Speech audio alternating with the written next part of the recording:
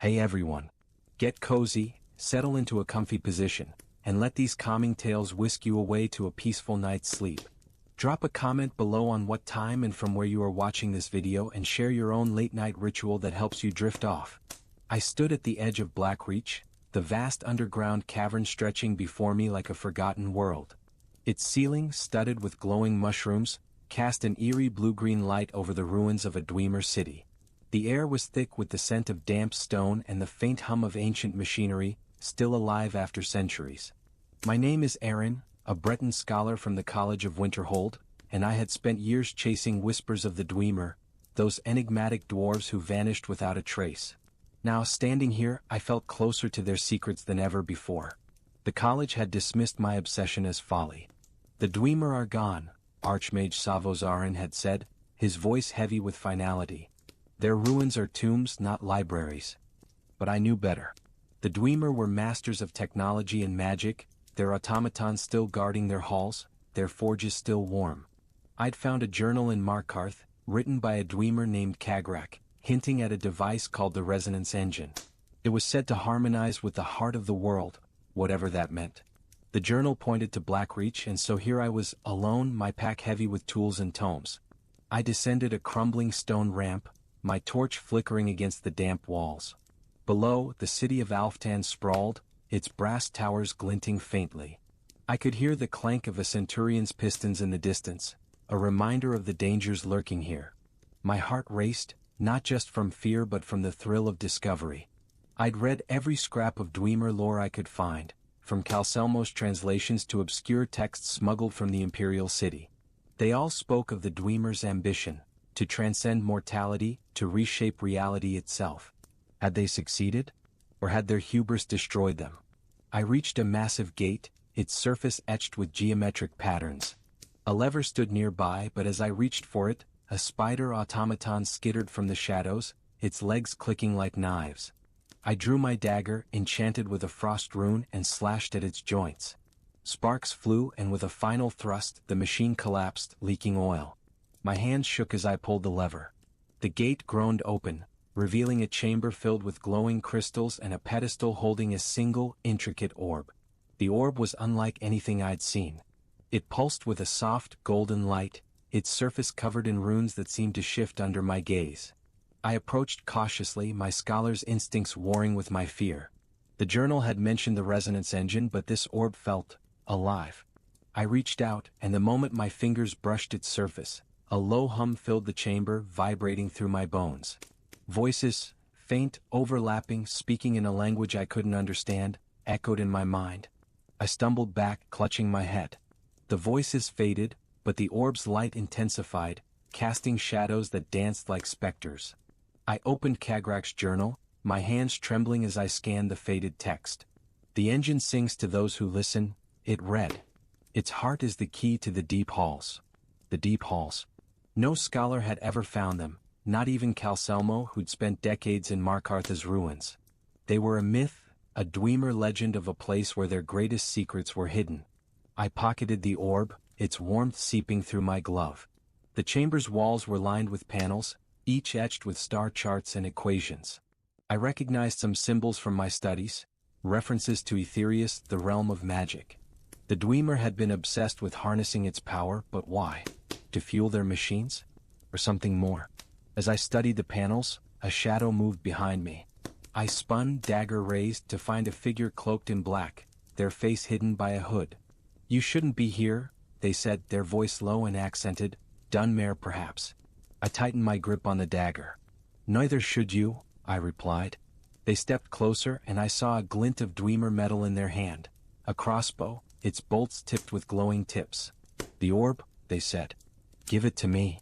I backed toward the pedestal, my mind racing. Who was this? A thief? A rival scholar? Or something worse? "Why do you want it?" I asked, stalling. Their eyes narrowed. "It's not yours to keep. The Dwemer's secrets belong to those who can wield them." Before I could respond, the ground shook and a centurion burst through the far wall, its steam vents hissing. The stranger cursed and fired a bolt, which sparked harmlessly off the automaton's armor. I seized the moment, grabbed the orb, and ran. The tunnels of Alftan were a labyrinth, their brass walls reflecting my torchlight in disorienting flashes. The centurion's footsteps thundered behind me, joined by the stranger's lighter tread. I clutched the orb, its hum now a steady pulse in my hand. I didn't know where I was going, only that I couldn't let them take it. The journal had hinted at the orb's power, but I was beginning to suspect it was more than a key. It was alive, or at least sentient. I ducked into a side chamber, narrowly avoiding a blast of steam from a ruptured pipe. The room was filled with Dwemer machinery, gears grinding, pistons pumping as if the city itself were breathing. I scanned for an exit, but the stranger appeared at the entrance, crossbow raised. "You're out of your depth, Breton," they said. "Give me the orb and you might live." "Who are you?" I demanded, crouching behind a console. The centurion's clanking grew louder, its shadow looming. The stranger hesitated, then lowered their weapon slightly. "I'm Voryn of House Telvanni. The orb is part of something bigger, a ritual the Dwemer began but never finished. I intend to complete it." Telvanni. That explained the arrogance. The Dwemer mages were notorious for their ambition, and if Voryn was after the orb, he wasn't here for scholarly reasons. "You'll destroy yourself," I said, recalling the Dwemer's fate. "Their machines consumed them." He smirked. "Or they ascended. Ever consider that?" Before I could argue, the centurion smashed through the wall, its hammer raised. I dove aside as it swung, shattering the console. Voryn fired another bolt, this one exploding in a burst of lightning. The centurion staggered but didn't fall. I scrambled to my feet, spotting a narrow tunnel behind a broken pipe. I sprinted for it, the orb's hum growing louder, almost guiding me. Voryn shouted something, but the centurion's roar drowned him out. The tunnel led to a vast chamber, its ceiling lost in darkness. At its center stood a massive machine, its gears silent but gleaming with latent power. The resonance engine. I knew it the moment I saw it. The orb pulsed faster, and the machine responded, its gears creaking to life. I had no idea what I was doing, but I felt the orb pulling me toward a socket at the machine's base. I inserted it and the world exploded in light. When the light faded, I wasn't in Blackreach anymore. I stood in a vast, golden hall, its walls shimmering with runes that pulsed like heartbeats. The air was warm, almost alive, and the hum of the orb, now embedded in a towering machine before me, was a song both beautiful and terrifying. I felt like an intruder in a place not meant for mortals. Figures moved in the distance, their forms indistinct but unmistakably Dwemer. They wore robes of metallic thread, their faces obscured by masks. Were they ghosts? Memories? Or something else entirely? One approached, its voice a low, resonant hum. "You have activated the resonance engine," it said, its words echoing in my mind. "Why?" I swallowed, my throat dry. I seek the truth. What happened to your people?" The figure tilted its head as if puzzled. "We sought to harmonize with the heart of Lorcan, to become as gods. But the heart rejected us." My blood ran cold. The heart of Lorcan, the divine artifact said to power the tribunal. Had the Dwemer tried to tap its power? Was that why they vanished? Before I could ask, the hall shimmered and I was back in Blackreach, sprawled on the cold stone. The resonance engine loomed above me, its gears now silent. The orb was gone, consumed by the machine. Voryn stood at the chamber's edge, his crossbow trained on me. The centurion was nowhere to be seen, destroyed, perhaps, or recalled by the machine's activation. "You fool," Voryn spat. "You've awakened it. Do you know what you've done?" I staggered to my feet, my head still ringing with the Dwemer's words. "I saw them," I said. "The Dwemer. They spoke to me." Voryn's eyes widened, his composure cracking. "What did they say?" he demanded. I hesitated. Could I trust him? But before I could decide, the ground shook again, and a rift of golden light split the air. Something was coming through, something vast, its presence pressing against my mind like a storm. The rift pulsed, and a figure stepped through, not a Dwemer, but a being of pure energy, its form shifting between humanoid and something indescribable. Its eyes, if they could be called that, locked onto me. "You have stirred the heart's echo," it said, its voice a chorus of whispers. "The engine seeks to finish what was begun." Voryn dropped his crossbow, his face pale. "The heart of Lorcan," he breathed. "It's real." I wanted to scream that this was madness, that we were tampering with forces beyond our understanding, but the being's presence held me in place. It raised a hand and the resonance engine roared to life, its gears spinning faster than before. The chamber filled with a deafening hum, and I felt the orb's song in my chest, pulling me toward the machine. "Stop it!" I shouted at Voryn. "You wanted this, help me shut it down." He shook his head, his eyes wild. "Don't you see? This is what the Dwemer sought, divinity. We can finish their work." I lunged for the machine, searching for a way to stop it, but the being's voice boomed. "The engine will harmonize. You cannot stop it." I tore through Kagrak's journal, desperate for answers. A passage caught my eye. To silence the engine, the heart must be stilled. The heart. Not the heart of Lorcan, but the orb, the engine's core. I climbed the machine, dodging bursts of steam and sparking gears. Voryn grabbed my ankle, shouting, "You'll ruin everything." I kicked free, my dagger flashing as I struck the socket where the orb had been. A surge of energy threw me back and the machine screeched, its gears grinding to a halt. The rift flickered and closed, the being vanishing with a final, mournful wail. Voryn fell to his knees, staring at the silent machine. "You've destroyed it," he whispered. I clutched the journal, my heart pounding. "No," I said. "I saved us." But as I looked at the ruins around me, I wondered if I'd truly stopped the engine, or merely delayed its song. We emerged from Blackreach at dawn, the sky over Skyrim a bruised purple. Voryn hadn't spoken since the engine stopped, his face a mask of defeat. I didn't trust him, but I let him walk free, partly because I was too exhausted to fight and partly because I saw something in his eyes, a hunger for knowledge that mirrored my own. He disappeared into the snow, and I wondered if I'd see him again. Back at the college, I presented my findings to Savos Erynn. I told him of the orb, the engine, and the vision of the Dwemer, but not the being from the rift. Some secrets were too dangerous to share. He listened, his expression unreadable, then handed me a sealed letter. "From Calselmo," he said. "He's requesting your help in Markarth." The letter was brief but urgent. Calselmo had found another Dwemer device, one that resonated with the same energy as the orb. My heart sank. The engine's song wasn't silenced, it was spreading. I packed my bag, the journal tucked safely inside. The Dwemer's secrets were far from uncovered, and I was only beginning to understand the cost of chasing them. As I left Winterhold, the wind carried a faint hum, like the echo of a machine stirring in the deep. I shivered, not from the cold, but from the realization that the Dwemer's legacy wasn't just a puzzle, it was a warning. And I was too deep to turn back now.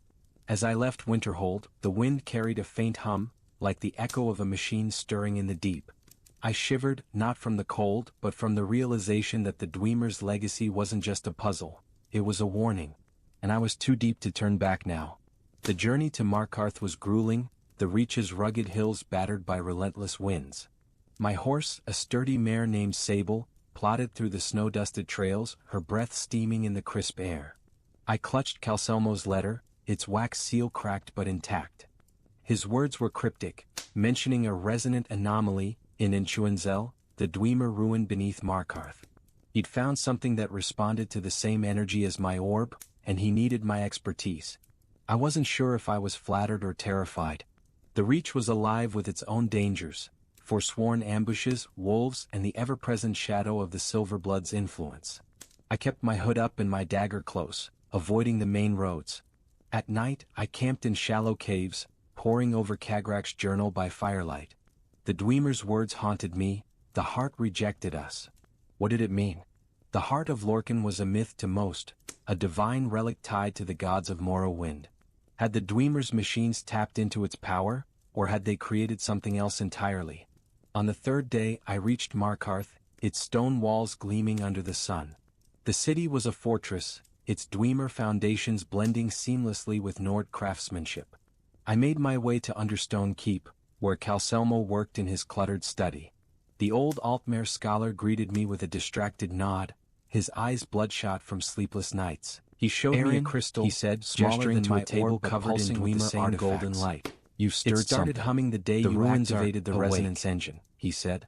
"I've cross-referenced it with every text I have, and it matches descriptions of a tonal shard." My stomach twisted. Tonal architecture, the Dwemer's art of manipulating reality through sound, was dangerous even by their standards. If this shard was linked to the engine, I hadn't stopped anything in Blackreach. I'd only spread its influence. Calcelmo led me to Enchuenzel, its entrance hidden behind a locked gate in the keep. The air grew heavier as we descended, the familiar hum of Dwemer machinery growing louder. The ruin was vast, its halls lined with automatons, some dormant, others twitching as if sensing the shard in Calcelmo's hand. "It's like they're waking up," he whispered, his voice trembling with excitement and fear. We reached a central chamber where a massive structure loomed, a lattice of brass and crystal, its core glowing faintly. Another resonance engine or part of one. The shard in Calcelmo's hand pulsed in sync, and I felt a pressure in my chest, like the air itself was vibrating. "This is it," Calcelmo said. "The shard is a key, but I don't know what it unlocks." I opened Kagrach's journal, searching for clues. A passage caught my eye. "The shards are fragments of the engine's song, scattered to protect the deep halls." The deep halls again. If they existed, they were the key to understanding the Dwemer's fate. But as I read, the chamber shook, and a familiar voice echoed from the shadows. "You're persistent, Breton." Voryn stepped into the light, his cloak tattered but his eyes burning with purpose. Two Dwemer flanked him, their hands crackling with magicka. "Telvanni," I said, gripping my dagger. "What do you want now?" He smirked, gesturing to the shard. "You've done half my work for me. The engine's song is spreading and I intend to conduct it." Calcelmo stepped forward, indignant. "This is my excavation." Voryn's companions raised their hands, and a bolt of lightning arced toward us.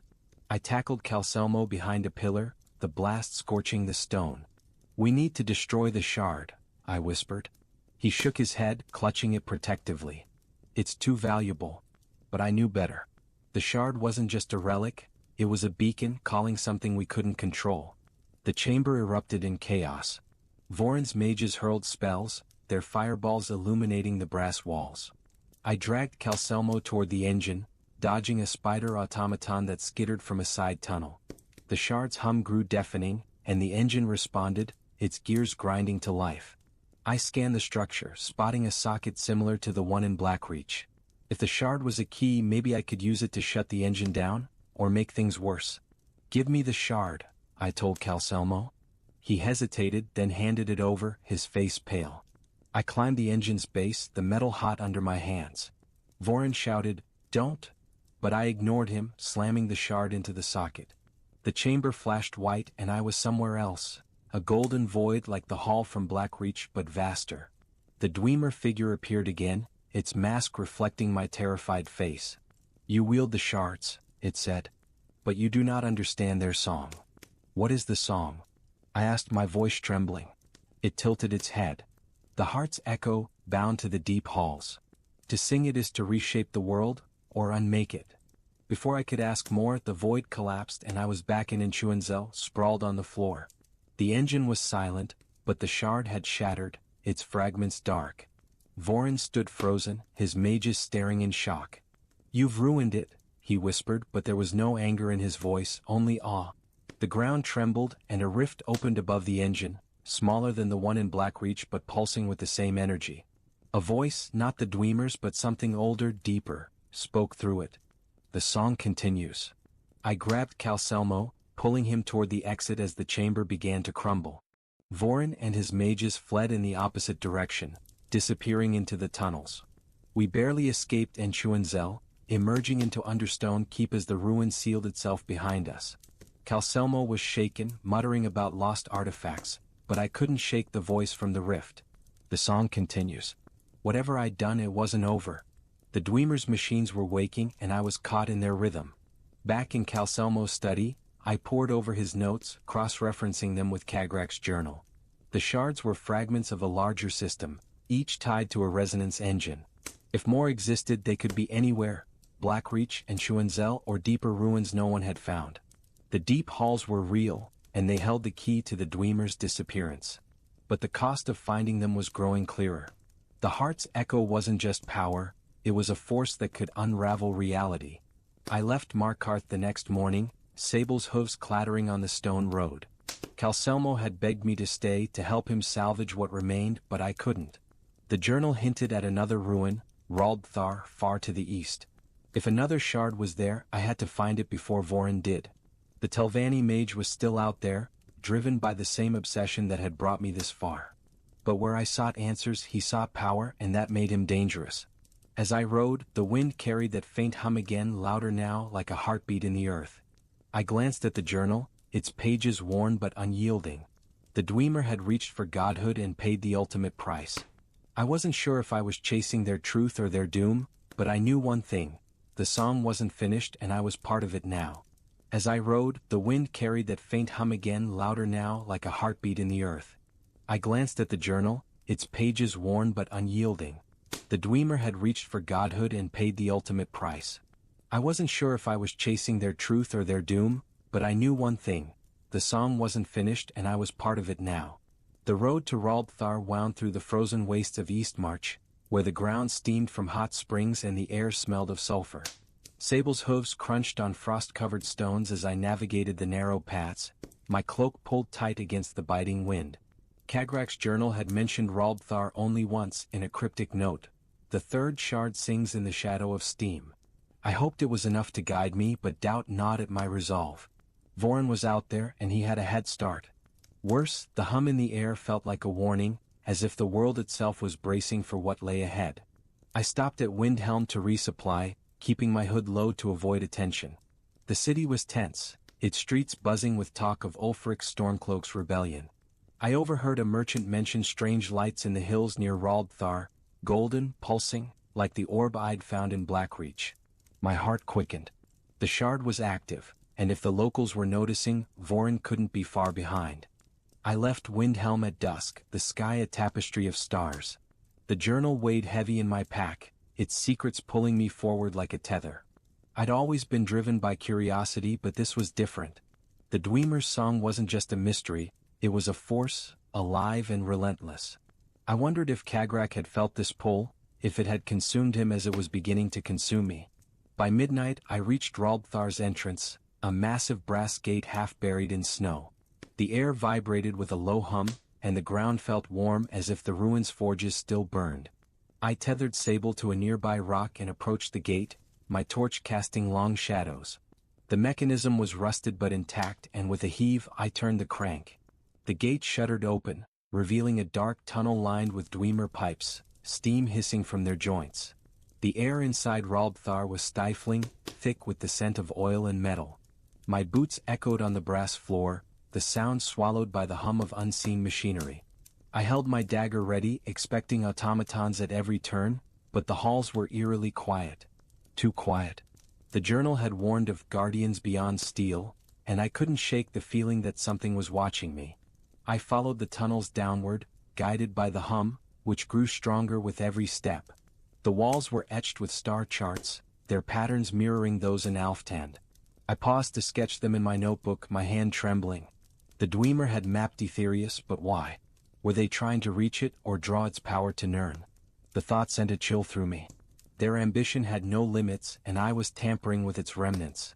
The tunnel opened into a vast chamber, its ceiling shrouded in steam. At its center stood a platform, suspended over a chasm glowing with molten light. On the platform was a crystal pedestal, and in it a tonal shard, its golden pulse casting ripples across the walls. My breath caught. It was identical to the one in Inshuenzel, but its hum was louder, almost a scream. I approached, my heart pounding, when a crossbow bolt whizzed past my ear. I dove behind a pipe, cursing. Voryn emerged from the steam, flanked by his two mages. "You're predictable, Erynn," he called, his voice mocking. "Always chasing scraps." I gripped my dagger, my mind racing.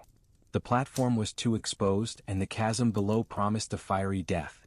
"You can't control it," I shouted back. "The shards are dangerous." He laughed, stepping closer. "Danger is the price of power." The Dwemer understood that. "You don't." One of his mages raised a hand, conjuring a fireball. I rolled aside as it exploded, the heat singeing my cloak. The platform shook, and the shard's hum spiked, sending a wave of pressure through the chamber. The mages staggered, and even Voryn faltered, clutching his head. I seized the chance, sprinting for the platform. The shard's song was deafening now, pulling me toward it like a current.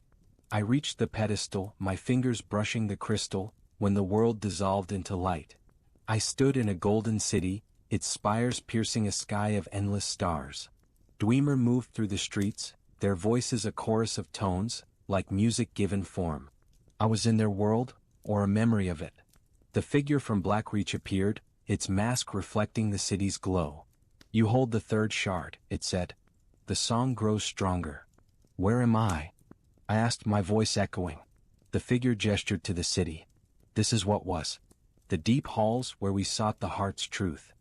I followed its gaze, seeing machines that dwarfed anything in Skyrim, towers of brass and crystal humming with power. "What happened to you?" I pressed. Its mask shifted, almost sorrowful. "We sang too loudly." The heart answered, but its voice was destruction. The city shimmered and I saw a flash of chaos. Dwemer vanishing in bursts of light, their machines collapsing, the sky fracturing. The figure's voice grew faint. "The shards are keys to the halls. Find them and you may silence the song or amplify it." The vision faded and I was back in Raldbthar, my hand on the shard. Voryn was climbing the platform, his face twisted with rage. "Give it to me," he snarled. I yanked the shard from the pedestal and the chamber roared. The platform tilted, steam vents bursting around us. Voryn lunged, but I swung my dagger, catching his arm. He hissed, retreating as the mages fired spells. I clutched the shard, its heat burning through my glove, and ran for a side tunnel. The platform collapsed behind me, swallowing one of the mages in a plume of fire. Voryn's shout echoed, but I didn't look back. The tunnel led to a smaller chamber, its walls lined with dormant automatons. I leaned against a pipe, gasping, the shards hum pounding in my skull. The vision had shaken me. The deep halls were real and the shards were their keys. But the Dwemer's fate was a warning. Tampering with the heart had destroyed them. Was I any different, chasing their secrets? I examined the shard, its runes shifting like liquid. Kagrak's journal mentioned 4 shards, each tied to an engine. If Raldbthar held the third, where was the fourth? And what would happen if they were united? The hum grew louder and I felt a presence, not Voryn but something older watching through the shard. I wrapped it in cloth, muffling its song, but the pressure in my chest remained. I heard footsteps and tensed, expecting Voryn. Instead, a Nord emerged, his armor battered but familiar. "Erynn?" he said, his voice gruff. It was Bjorn, a mercenary I'd met in Markarth. Calselmo had hired him to guard in Chuenzel, and now he'd tracked me here. "The old elf sent me," he said. "Said you'd need help." I hesitated, then nodded. I didn't trust easily, but Bjorn's axe was welcome against Voryn's mages. "We need to leave," I said, glancing at the tunnel. Bjorn grunted, eyeing the wrapped shard. "That thing's trouble, isn't it?" I didn't answer. Trouble was an understatement. As we moved, the hum returned, louder, and the automatons twitched, their eyes glowing red. The shard was waking them, and I realized with a sinking heart that nowhere in Skyrim was safe while I carried it. The shard was waking them, and I realized with a sinking heart that nowhere in Skyrim was safe while I carried it. The automaton's eyes glowed brighter, their joints creaking as they stirred from centuries of slumber. Bjorn raised his axe, his stance wide. "Stay behind me," he growled, but I could hear the unease in his voice. The chamber was small, its exits blocked by the hulking forms of 2 Dwemer centurions, their steam vents hissing like angry serpents. I clutched the wrapped shard, its muffled hum still vibrating through the cloth. "We can't fight them," I whispered, scanning the room for another way out. The walls were solid brass, but a faint seam caught my eye, a hidden panel, maybe a maintenance hatch. I darted toward it, dodging a centurion's swinging hammer. Bjorn roared, his axe clanging against the machine's armor, sparks flying. "Go!" he shouted, parrying another blow. I pried at the seam with my dagger, the metal groaning under the pressure. The panel popped open, revealing a narrow shaft lined with pipes. Steam scalded my face as I squeezed inside, the shard's heat burning against my chest. Bjorn followed, barely fitting, his armor scraping the walls. Behind us, the centurion's footsteps shook the floor, too large to pursue but close enough to make my heart race. The shaft led to a lower level, a maze of tunnels lit by flickering crystals. The hum was everywhere now, resonating in the walls, the air, my bones. I unwrapped the shard briefly, its golden light illuminating the tunnel. "It's calling something," I said, my voice barely audible over the noise. Bjorn frowned, wiping sweat from his brow. "Calling what?" "More of those damn machines." I shook my head, unsure. The Dwemer's vision had spoken of the deep halls and the heart's echo. The shard wasn't just a key, it was a beacon, amplifying the engine's song. If Voryn found the fourth shard, or worse, the halls themselves, the consequences could be catastrophic. Kagrak's journal mentioned a final ruin, Mzulft, in the mountains near Windhelm. If the last shard was there, I had to reach it first. We emerged into a larger chamber, its ceiling a dome of interlocking gears. At its center was a console, its levers and dials glowing faintly. The shard pulsed faster, and the console responded, lights flickering across its surface. I hesitated, then placed the shard in a socket, hoping to learn more. The gears above spun, and a projection appeared, a star map, but not of Nirn's sky. It was ethereous, its constellations swirling like a storm. The projection pulsed, and the Dwemer's voice echoed again, not in my head but from the console itself. The shards aligned the song to the halls, it said, its tone mechanical yet mournful. The fourth awaits in Mzulft, where the stars converge. The map shifted, highlighting a point deep in the ruin. I memorized its location, my hands trembling as I sketched it in my notebook. Bjorn watched, his axe still raised. You sure about this, Erynn? That thing's talking like it's alive. It's not alive, I said, though I wasn't certain. The Dwemer had blurred the line between machine and sentience. I retrieved the shard, and the projection faded, but the hum lingered, louder now. The chamber shook, and a spider automaton dropped from the ceiling, its legs clicking. Bjorn swung, cleaving it in two, but more scuttled from the shadows. We need to move, he said, pulling me toward a tunnel. We ran, the shard song growing unbearable. It was as if it was screaming, calling to something, or someone. I glanced back, half expecting Voryn, but the tunnel was empty save for the automaton's relentless pursuit. We reached a lift, its platform rusted but functional. I yanked the lever and we ascended, the machine's clanking fading below. The lift opened to the surface, the cold air a shock after the ruin's heat. Sable snorted nervously, tethered where I'd left her. We head for Mzulft, I said, mounting the horse. Bjorn grunted, climbing onto his own steed, a bulky stallion he'd retrieved from Windhelm. You're gonna get us killed, scholar, he said, but there was a glint of respect in his eyes. I didn't respond. The shard was heavy in my pack, its hum a constant reminder of the stakes. Voryn was still out there, and the Dwemer's song was growing louder. The ride to Mzulft was treacherous, the mountains cloaked in fog and ice. The shard's hum seemed to guide us, its pulses syncing with my heartbeat. Bjorn rode in silence, his eyes scanning the cliffs for ambushes. I trusted his instincts, he'd survived the Reach's dangers after all, but my mind was elsewhere.